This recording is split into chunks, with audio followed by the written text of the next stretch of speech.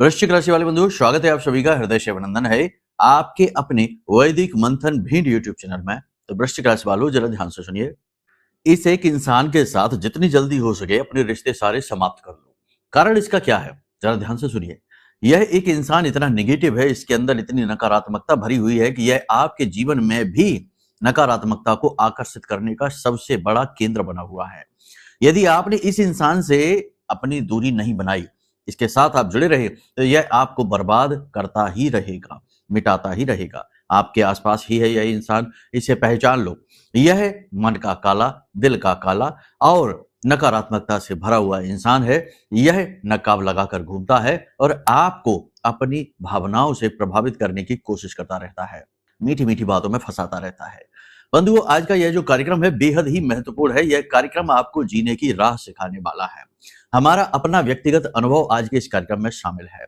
हम आपको बताएंगे आप अपने अंदर उस गुरुत्व को कैसे पैदा कर सकते हैं, उस आकर्षण शक्ति को कैसे जागृत कर सकते हैं, जिसके जागृत होते ही आपके जीवन में वो सारी चीजें स्वयं खिंची चली आएंगी जिनके लिए आप परेशान चल रहे हैं, जो आप कर नहीं पा रहे हैं, जो आपको मिल नहीं पा रहे हैं। फिर चाहे वह चीज इंसान हो, चाहे वह चीज कोई रुपए पैसे धन दौलत हो या प्रॉपर्टी मकान वाहन आदि का सुख हो।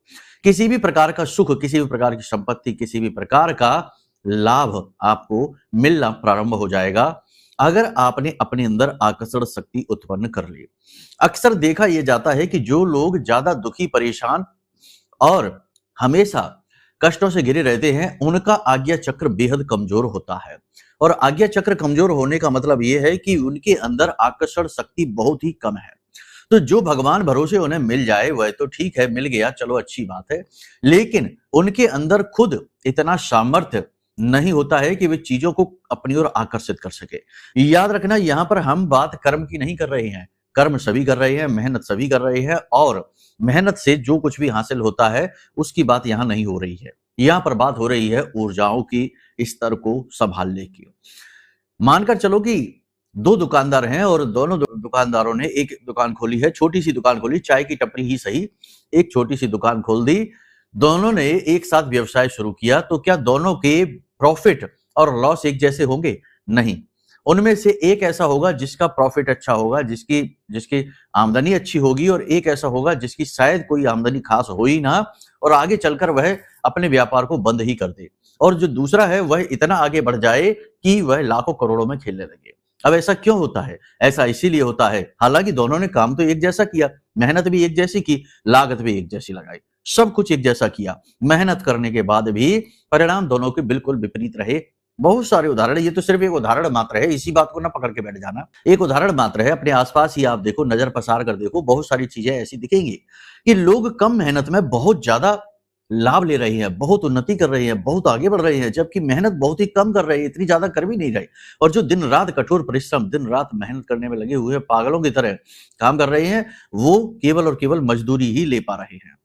अब ऐसा क्यों होता है? क्योंकि वह इंसान जो कर्म तो कर रहा है लेकिन उन्नति जल्दी जल्दी हासिल कर रहा है, उसके अंदर कुछ ऐसी बात है, कोई ऐसी चीज है जो उसे उसका मेहनत का कई गुना लाभ दिलवाने में समर्थ है। तो वो चीज क्या है, उसी के विषय में आज हम आपको बताएंगे और उस चीज को आप अपने अंदर कैसे ला सकते हैं, इसके बड़े ही महत्वपूर्ण वैदिक शास्त्रीय सूत्र देने वाले हैं। कोई रत्न की बात नहीं होगी यहाँ पर, कोई उल्टे सीधे प्रयोग टोटका टोना की बात नहीं होगी यहाँ पर बात होगी शक्ति जागरण की। बेहद महत्वपूर्ण कार्यक्रम है, इसे मिस मत करना, वरना आप समझो कि अपने जीवन की सफलता की बेहद महत्वपूर्ण चाबी मिस कर चुके हैं। ठीक है, अंत तक कार्यक्रम को जरूर देखना। इसी के साथ साथ आपको बताएंगे 5 बड़ी भविष्यवाणियां जो अगले 3 से 5 दिनों में आपके लिए रोड मैप का काम करेंगी, जीपीएस का कार्य करेंगे। कुछ सलाह देंगे आपको, कुछ चीजें समझाएंगे पूरे भाव से, प्रेम के साथ। आपको अच्छी लगेंगी हमारी बातें, हमारी सलाह, और जो भी कुछ हम आपके बारे में आपको बताएंगे वो सारी चीजें। ठीक है, कुछ चीजें अगर मैच ना हो, कोशिश तो हमने की है ग्रहों का आकलन सटीक करते हुए चीजें सही बताने की, लेकिन हो सकता है कुछ चीजें मैच ना करें, तो कोई बात नहीं है। सबके जीवन में कहीं ना कहीं कुछ ना कुछ तो परिवर्तन होता ही है। एक राशि के सारे जातक एक जैसा जीवन नहीं जीते। कोई अधिकारी होता है तो कोई चपरासी होता है, कोई फौज में कर्नल जनरल होता है और कोई फौज में सिपाही होता है। दोनों का जीवन अलग होता है, परंतु एक होता है तो उनका सोचने का तरीका, एक होता है तो उनका ऑरा, या कह सकते हैं कि उनके आसपास की ऊर्जा का क्षेत्र, वही उनके जीवन में चीजों को आकर्षित करता है। तो जो चीजें मैच ना करे, समझ लेना वो किसी अन्य भाई बंधु के लिए है। ठीक है, बहुत सारी चीजें मैच करेंगे। इसी के साथ साथ सबसे महत्वपूर्ण कि इस समय और काल पर आपको कौन सा उपाय करना चाहिए जिससे कि आपके ऊपर देवताओं की कृपा बनी रहे, कोई अनिष्ट ना हो आपके साथ, गलत ना हो, क्योंकि इस समय और काल पर चंद्रमा खराब है, बुरी तरीके से। खराब क्यों है? केतु से दृष्ट हो गया है। केतु से दृष्ट चंद्रमा खराब होता है बहुत ज्यादा, जितना राहु से नहीं उतना केतु से खराब हो जाता है। ठीक है, क्योंकि केतु जो है ना वो कंफ्यूजन है, बहुत ज्यादा कंफ्यूजन है। चंद्रमा खराब कर दिया तो यानी आपके मन में जरूर से ज्यादा कंफ्यूजन, अनिर्णय और निराशा भर सकता है। ठीक है, तो कार्यक्रम को पूरा जरूर देखिए, बहुत सारी चीजें हैं जो आप नई सीखेंगे, बहुत सारी चीजें हैं जो आप सुधार पाएंगे अपने जीवन में। ठीक है, तो चलिए महामाई को याद करते हुए कार्यक्रम की शुरुआत करते हैं। यही तो हमारा रिवाज है, बिना माँ को समर्पित किए तो हम एक तिनका भी नहीं उठा सकते। माँ को कुछ भी समर्पित किए बिना हम आगे नहीं बढ़ सकते हैं। तो चलिए महामाई के दर्शन करिए और कमेंट बॉक्स में भक्ति भाव के साथ लिख डालिए, जय माँ बगलामुखी कृपा करो। इसी के साथ साथ कमेंट में ये भी लिखना कि मैं भी माई के परिवार का हिस्सा हूं। वधु, आपको बता दें कि धाम पर विशेष महाअनुष्ठान चल रहे हैं प्रतिदिन। इन महाअनुष्ठानों में आप देवी की कृपा प्राप्त कर सकते हैं, सीधे माई से जुड़ सकते हैं, सीधे अपनी अर्जी लगवा सकते हैं, और इसके लिए आपको कुछ विशेष चीजें जानना अनिवार्य है। उन चीजों को जानकर आप अपनी अर्जी लगा सकते हैं, स्वयं लगवा सकते हैं, और महाअनुष्ठान में आपके नाम से आहुतियां हो जाएंगी। आपके जीवन में माई की सीधी कृपा आएगी, शत्रु नाश होगा, परेशानियों से बाहर निकलने के मार्ग खुलने शुरू हो जाएंगे। कैसे आप इस अनुष्ठान में भाग ले सकते हैं, नंबर वीडियो में है, फोन कर लीजिए, सारी जानकारी आपको मिल जाएगी। ठीक है, तो चलिए बंधुओं, अब अपने मूल विषय को शुरू करते हैं। बात करते हैं 5 बड़ी भविष्यवाणियों की। जय माई की। बंधुओं, ज्योतिष और तंत्र विद्या के क्षेत्र में आचार्य अमित एक जाना माना नाम है। पूज्य गुरुदेव के साधनाओं और ज्योतिष विद्या के अनुभव बेहद दिव्य है। जी हाँ, पूज्य गुरुदेव ने जिसकी भी कुंडली का विश्लेषण किया और कुंडली के अनुसार उसे सटीक उपाय व महामाई माँ बगलामुखी की विशेष कृपा दी, उसके जीवन में सकारात्मक बदलाव तो आए ही है। फिर चाहे समस्या कितनी ही कठिन क्यों ना हो, समाधान तो अवश्य हुआ है। अब ऐसे में यदि आप भी अपने जीवन की किसी बड़ी समस्या से जूझ रहे हैं, जैसे कि कर्जा बढ़ता ही जा रहा है, काम धंधा और व्यापार सब रुक चुका है, रिश्ते नातों में तनाव हद से ज्यादा बढ़ गया है, पूरा जीवन ही नकारात्मकताओं से भर गया है, तो ऐसे में यही सही समय है जब आप श्रेष्ठ गुरु से मार्गदर्शन प्राप्त करें और जीवन के अंधकार को समाप्त कर दिव्य प्रकाश की ओर कदम बढ़ाएं। वीडियो में दिए गए नंबरों पर तुरंत संपर्क करिए और अपनी कुंडली का विश्लेषण व समाधान पूज्य गुरुदेव के द्वारा करवा लीजिए। देर ना करें, आपके देवी देवताओं के आशीर्वाद से ये मौका खुद चलकर आपके पास आया है, इसे गंवाना नहीं है। अभी फोन करें और गुरुदेव से मार्गदर्शन प्राप्त करें। महामाई आपका कल्याण करें। धन्यवाद। बात करते हैं पारिवारिक वातावरण से, तो पारिवारिक वातावरण ठीक ठाक रहेगा, कोई बड़ी बात नहीं होगी। बस 2 बातें हैं जो थोड़ी सी खटक सकती हैं। पहली बात तो ये कि आपके प्रति परिवार के अन्य सदस्यों का रवैया थोड़ा नकारात्मक आपको महसूस होगा, थोड़ी सी नेगेटिविटी आपको फील होगी, आपको उठाकर एक तरफ रख दिया गया है, ऐसा महसूस होगा आपको। पहली चीज। दूसरी चीज ये कि भाई के साथ किसी प्रकार से या बहन के साथ, भाई बहन में से किसी के साथ किसी प्रकार से थोड़ी बहुत तू मैं हो सकती है, झगड़ा हो सकता है, ज्यादा बड़ी बात नहीं होगी। अपनेपन की कमी महसूस होगी, ये बात निश्चित है। दूसरी चीज कि परिवार में अगले 3 से 5 दिनों में कोई मेहमान आ सकते हैं, माहौल सुंदर हो जाएगा। तीसरी बात कि परिवार में किसी प्रकार का धार्मिक या मांगलिक कार्यक्रम अनुष्ठान किया जा सकता है। ठीक है, ये सारी चीजें परिवार से जुड़ी हुई है। अब बात करते हैं आपके व्यवसाय की, क्योंकि वो तो बहुत महत्वपूर्ण है, उसी से तो जीवन चलता है। अर्थ, धन कहां से आ रहा है, तो व्यवसाय में सब कुछ ठीक चलेगा, सेल्स बढ़ेगी, बिक्री बढ़ेगी, नई अपॉर्चुनिटी मिलेगी। ठीक है, आप ध्यान से सुनते जाइए, ये चीज बहुत महत्वपूर्ण है, यहां गलती करेंगे आप तो नई अपॉर्चुनिटी मिलेगी, मौके मिलेंगे, धन का आगमन होगा, सेल्स बढ़ेगी। लेकिन दिक्कत ये है, क्या दिक्कत है? दिक्कत ये है कि जैसे ही आवक हुई, जैसे ही कुछ हुआ, भावनाओं में बह गए, थोड़ा सा दिखावेबाजी में आ गए और थोड़ा सा सेखी बगार दी और थोड़ा सा अपने रहस्यों को, अपनी आमदनी को, अपनी बातों को, अपनी भविष्य की योजनाओं को दिखा दिया। आप बहुत भोले भाले हो, कुछ भी छुपा नहीं पाते, चेहरे पे सब दिख जाता है और लोग आपके चेहरे को पढ़ते हैं, बाद में आपसे बात करते हैं। तो यहाँ पर यही होगा। तो इन चीजों को छुपा कर रखने की जरूरत है, आवश्यकता है। प्रॉफिट हो रहे हैं, लाभ कहीं से भी मिल रहा है, किसी भी प्रकार का मिल रहा है, उसे छिपा कर रखना ये बहुत ज्यादा आवश्यक है इस समय पर। ठीक है, कहीं से तो अच्छी खबर मिल रही है। अब हाँ, एक चीज और बता दें, इस कार्यक्रम में 2 प्रश्नों के जवाब और देंगे। एक प्रश्न ये कि एक दर्शक हैं हमारे प्रिय, बड़े ही मासूम हैं, उन्होंने बड़ा ही मासूम सा एक प्रश्न पूछा है कि गुरुजी, क्या कभी ऐसा समय आएगा कि जब आप ये कहेंगे कि अच्छा समय आ गया है, अब आप कुछ करेंगे? हालाँकि हमने कई कार्यक्रम बनाए हैं, जब जैसा समय होता तब ऐसे कार्यक्रम बनाते हैं। कई क बनाए हैं, शायद उन्होंने नहीं देखे होंगे। तो एक ऐसी बात, यानी इनके प्रश्न का एक सही जवाब, सटीक जवाब भी आपको प्राप्त होगा। आपका भी ये प्रश्न हो सकता है, आपको भी इसका एक ऐसा जवाब मिलेगा जिसे सुनकर आपको अच्छा महसूस होगा और संतुष्ट भी होंगे आप, ठीक है? पहली चीज़ ये। दूसरी चीज़ ये कि बहुत से लोगों ने ये प्रश्न किए हैं कि कुंडली के लिए अगर डिटेल ही नहीं है, हमें पता ही नहीं कि हमारा जन्म कब हुआ है, तो कैसे कुंडली बनवाएँ? ये एक बड़ी समस्या है। तो यहाँ पर भी आपको एक सटीक जवाब हम देंगे, ठीक है? समाधान होगा, केवल बातें की बातें नहीं होंगी, बातों के निराकरण होंगे, ठीक है? तो अब यहाँ पर आपको हम बता दें कि जो छोटे-छोटे लाभ, छोटी-छोटी उन्नति, आगे बढ़ने के अवसर आपको मिलने शुरू हो जाएँगे, उनके बारे में बस किसी को भनक नहीं लगनी चाहिए, गुप्त रखना है, ठीक है ना? चीज़ें गुप्त रखनी बहुत अनिवार्य होती हैं, गुप्त रखी हुई चीज़ें फलित होती हैं, ठीक है? अब एक ज़रूरी चीज़ कि ध्यान देना है, किन चीज़ों पे ध्यान देना है? 2-3 चीज़ों पर यहाँ पर आपको ज़रूरी ध्यान देना है। पहली चीज़ ये है कि स्वयं पर, अपनी सेहत पर, अपने ऊपर ध्यान देने की आवश्यकता है, सेहत गिर सकती है। दूसरी चीज़ ये है कि पैसे की जावक, यानी कि जावक जो हो रही है ना, पैसे का फ्लो, उस पर विशेष ध्यान देने की ज़रूरत है कि पैसा कहाँ-कहाँ जा रहा है, हिसाब-किताब, ठीक है? सही तरीके से करनी। तीसरी, आपके आस-पास के लोगों पर ध्यान देने की आवश्यकता है क्योंकि षड्यंत्रकारी और कुटिल बुद्धि के लोग आपके आस-पास बहुत हैं। तो इन कुटिल बुद्धियों से, दुर्बुद्धियों से आपको बचने की आवश्यकता है। बचेंगे तो तब जब जानेंगे। तो जानने के लिए सतर्क रहना है, इन पर ध्यान देने की आवश्यकता है, ठीक है? अब यहाँ पर सोचने की बात है, जो लोग आध्यात्मिक हैं, पूजा-पाठ अनुष्ठान में आस्था रखते हैं, केवल ड्रामेबाजी के लिए पूजा नहीं करते। भगवान हमें नौकरी लगवा दो, भगवान हमें प्रोजेक्ट नया दिलवा दो, भगवान हमें लोन दिलवा दो, ये वाली पूजा नहीं। या फिर मंदिर में जाए और दरवाजे से ही चिल्लाना शुरू कर दिया, भोले, भोले, ये वाली पूजा नहीं है। ड्रामा नहीं, जो सच्ची भक्ति करते हैं, मौन भक्ति, भक्ति मौन होती है, शोर नहीं। हाँ, ये बात अलग है, आरती जब करते हैं या भगवान का जब हम स्वागत करते हैं, श्रृंगार करते हैं, उन्हें भोग अर्पित करते हैं, उन समय और काल पर हम ज़रूर प्रसन्नता को प्रदर्शित करते हैं, गाते हैं, कीर्तन करते हैं, भजन करते हैं, वो एक अलग चीज़ है। लेकिन भक्ति, जो भगवान से सीधा कनेक्शन है, वो मौन होता है, वहाँ शोर नहीं होता। तो जो मौन भक्ति में लीन रहते हैं, ऐसे लोगों का आत्मविश्वास बढ़ेगा, मार्गदर्शन होगा और सबसे बड़ी बात कि इन्हें 101% उन्नति का मार्ग मिलने वाला है, कोई बड़ी सहायता मिलने वाली है अगले 3 से 5 दिनों में। केतु इनके लिए बड़ा पॉजिटिव होने वाला है। केतु से ज़्यादा आध्यात्मिक कोई नहीं है, ये बात याद रखना।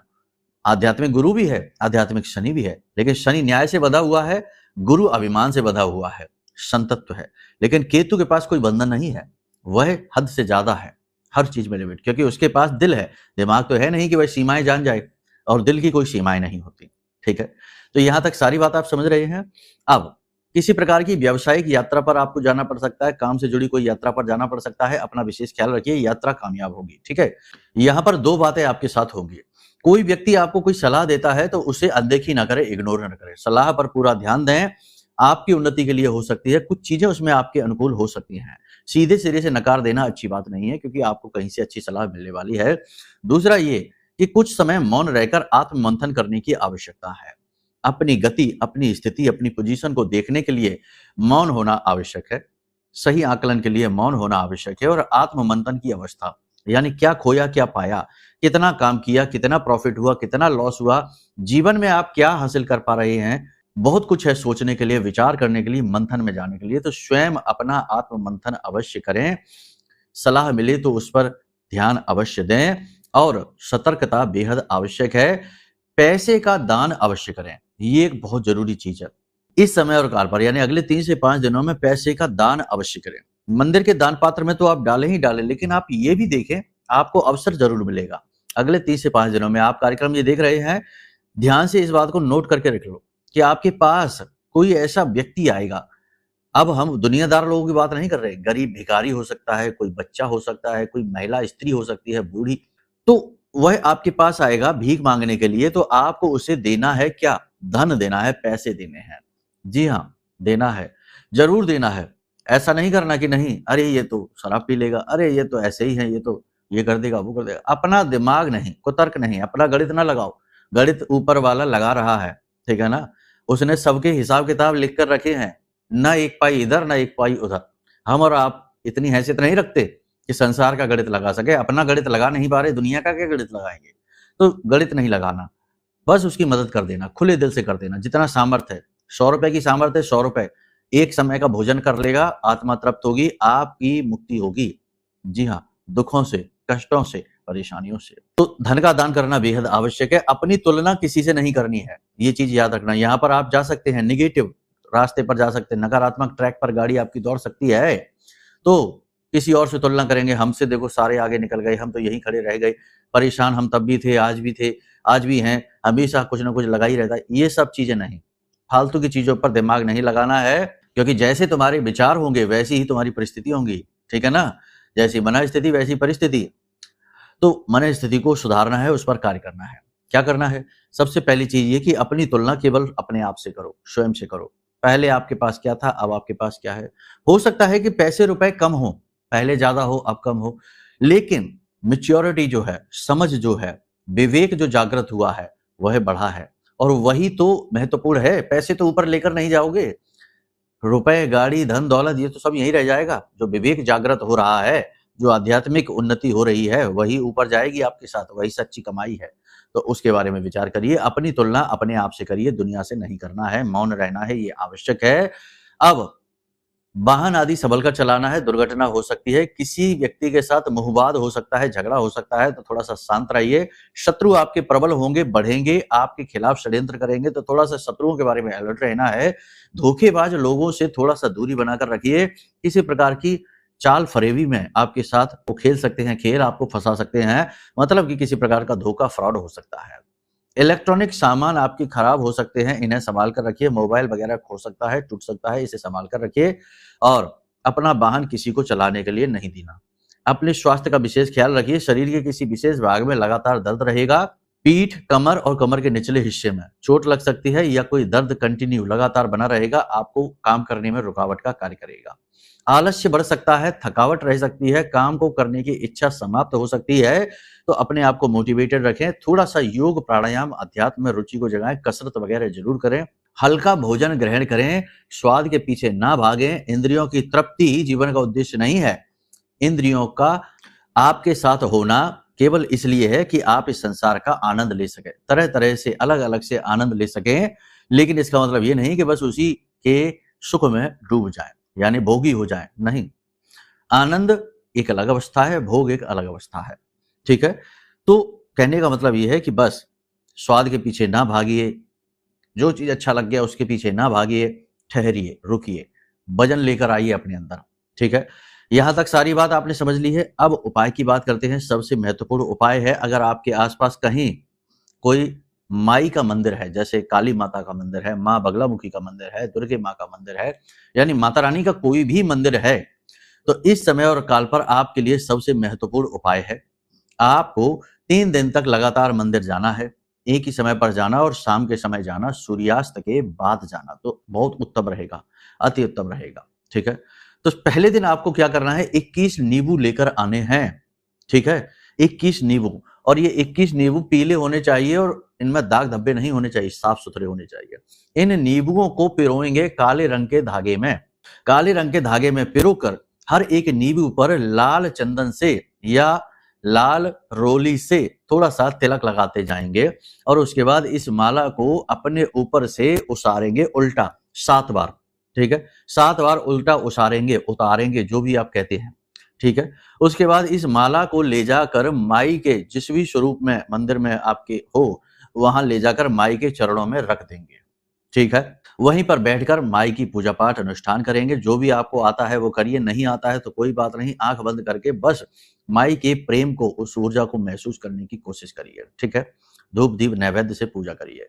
इसके बाद अगले दिन आपको जाना है तो 21 गुलाब की माला, अब आपको उल्टा नहीं उसारना है, अब आपको लेकर जाना है और माई को पहनाना है, ठीक है ना, प्रेम से माँ को समर्पित करना है श्रृंगार के रूप में।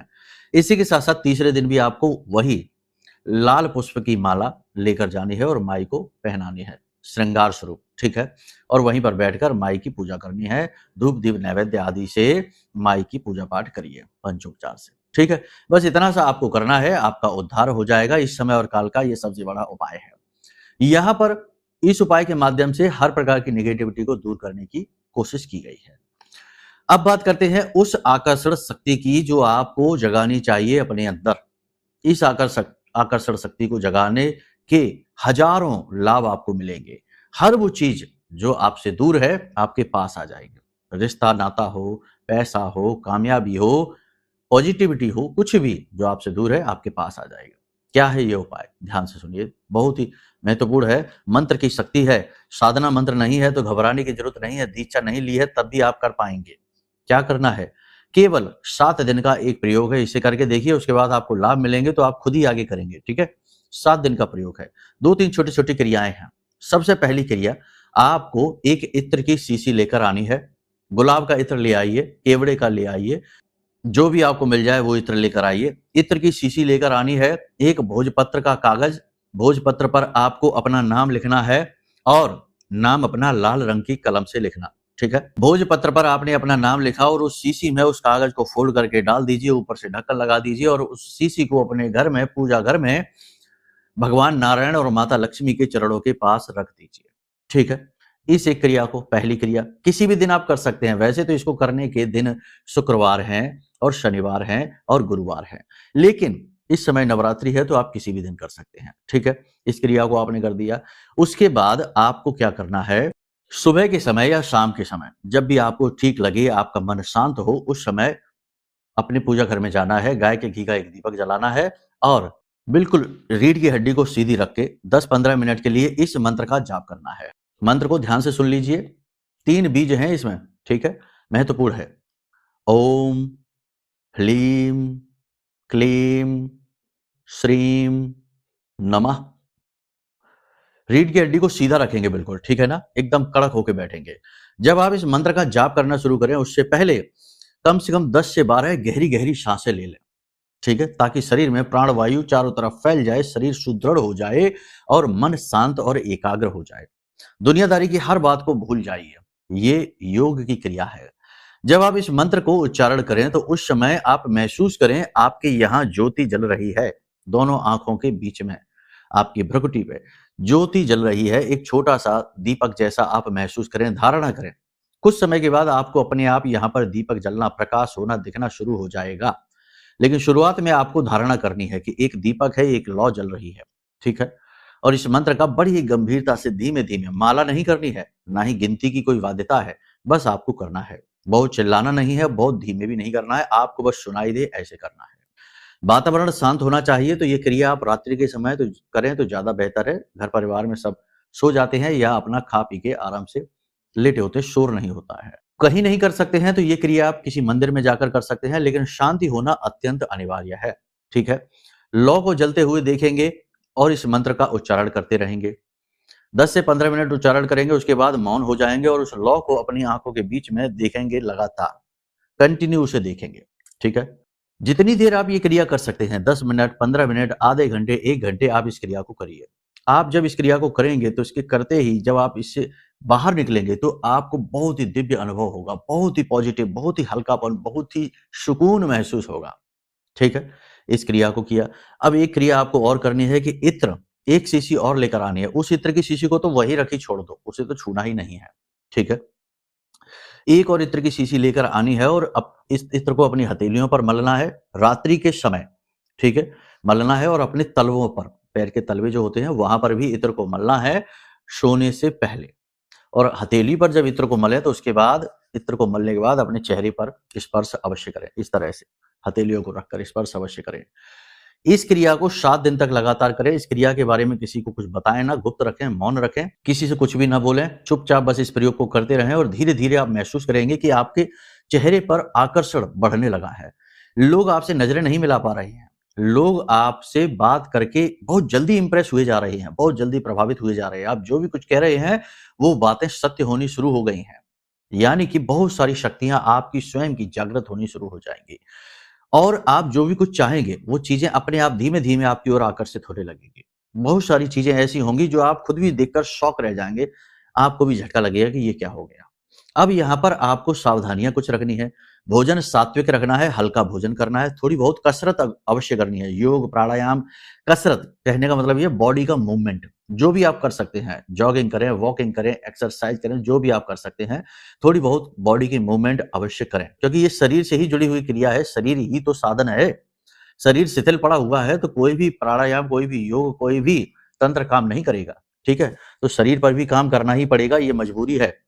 इसीलिए तो भगवान बुद्ध ने कहा कि एक स्वस्थ शरीर में ही स्वस्थ दिमाग रह सकता है, तो शरीर पर काम करना पड़ेगा। तो शरीर को भी एक्टिव रखिए। ठीक है, दूसरी चीज ये है कि नकारात्मक लोगों से दूर रहिए। ऐसे लोग जो हमेशा दुखड़े रोते रहते हैं, ऐसे लोग जो हमेशा गुस्सा करते रहते हैं, ऐसे लोग जो गाली गलौज का प्रयोग करते हैं, असभ्य भाषा है, ऐसे लोग जो हमेशा कोसते रहते हैं चीजों को, दुनियादारी को, अपनी जिंदगी को, हर एक को कोसते रहते हैं, और ऐसे लोग जो कुछ भी नहीं करते हैं, निकम्मे हैं, निठल्ले हैं, उन पर हर बात के लिए बहाना है। कोई भी काम करेंगे उसके लिए पहले ही बहाने हैं उनके पास, इसकी वजह से नहीं कर पा रहे, वरना तो ना जाने क्या कर लेते। ऐसे लोगों से दूर रहिए, ये आपकी एनर्जी को सोख जाते हैं। आपके आसपास ऐसे लोग हैं, इनसे दूरी बना लीजिए। ठीक है, इस प्रयोग को आप करना प्रारंभ करिए। जो भी हमने चीजें बताई हैं इस कार्यक्रम में आपको, ये प्रमाणित हैं। ठीक है, और जो हमने भविष्यवाणियां की हैं वो आपके गोचर के अनुसार बताई हैं। हो सकता है कि आपकी जिंदगी में कोई ऐसी समस्या हो, कोई ऐसी परेशानी हो जिसका तोड़ आपको नहीं मिल रहा है, या फिर पिछले कुछ समय से आप किसी विशेष प्रकार की तकलीफ में गुजर रही हैं, समाधान आपको मिल नहीं पा रहा है, तो कोई पाप ग्रह योग होगा जो कुंडली में जागृत हो चुका है, उसे शांत करना अनिवार्य है। कुंडली में यदि कोई पाप ग्रह दोष बना हुआ है, योग बना हुआ है, तो वह आपको कष्ट देगा ही देगा, कोई दुनिया की ताकत रोक नहीं सकती। उसका एक ही उपाय है कि पहले उसे जान जाओ, उसके बाद उसका उपाय कर लो, यानी कि प्रायश्चित कर्म कर लो और उस कर्म को काट दो, समाप्त कर दो, वरना वह कर्म आपका पीछा करता रहेगा। इसके लिए कुंडली दिखाइए, वीडियो में नंबर है।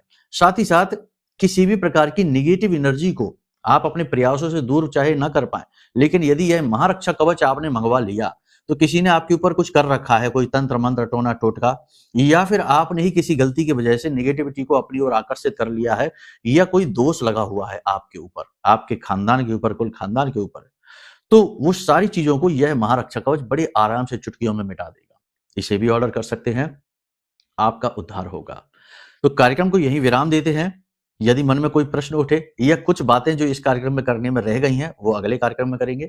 मन में कोई प्रश्न उठे, जैसे कुंडली आकलन कराना है, या महारक्षा कवच मंगवाना है, या फिर महाअनुष्ठान में भाग लेना है, तो वीडियो में नंबर है, फोन कर लीजिए, सारी जानकारी आपको प्राप्त हो जाएगी। ठीक है, प्रेम से बोलिए जय माई की, जय मां बगलामुखी। हमारे प्रिय और परम पूज्य आचार्य जी ने अपनी साधनाओं के अनुभवों पर आधारित शक्तिशाली उपाय और क्रियाओं के माध्यम से हजारों लोगों के जीवन को पूरी तरह से बदला है।